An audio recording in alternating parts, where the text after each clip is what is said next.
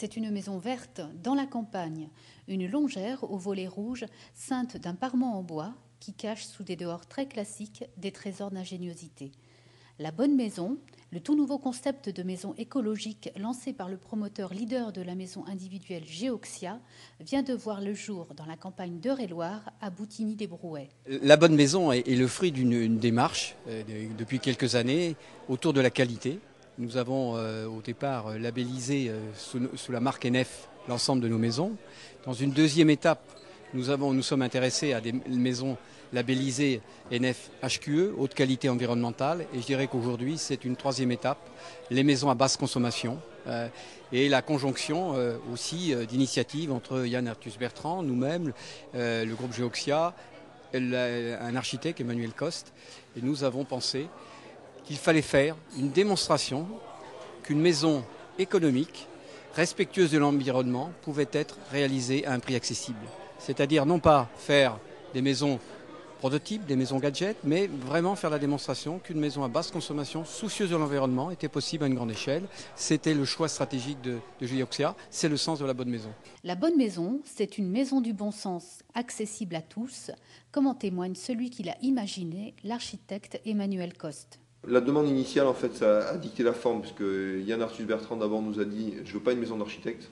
Donc je me suis dit, bon, qu'est-ce qu'il veut dire par là? J'ai mis un moment à comprendre, et puis finalement, la maison finie, on voit bien l'objectif. C'est-à-dire que c'est une maison consensuelle où il n'y a pas de débat sur l'architecture. C'est une maison qui, à la fois, doit plaire à tout le monde et doit pouvoir se construire partout par rapport aux contraintes administratives. Donc c'est vrai que cette maison, très facilement, on peut rentrer dans le cadre d'un poste ou d'un PLU en changeant soit le bordage bois si c'est interdit, on met autre chose. La tuile, on change la nature de tuile, les pentes de toit, pareil. Donc il y a ce premier aspect qui est l'aspect, c'est une maison pour tout le monde.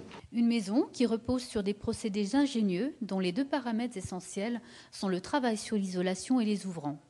La Bonne Maison, orientée plein sud, récupère toute l'énergie que le soleil peut lui fournir. Et grâce à une isolation continue qui va du mur au plancher, grâce aussi à la suppression des ponts thermiques et des fenêtres à triple vitrage, permet jusqu'à 80% d'économie de la dépense énergétique. Donc là, on est devant le principal système, l'organe thermique de cette maison qui est la fameuse ventilation double flux. Donc cette ventilation, comme je disais tout à l'heure, récupère de l'air soit de l'extérieur, soit du puits canadien en fonction de la meilleure température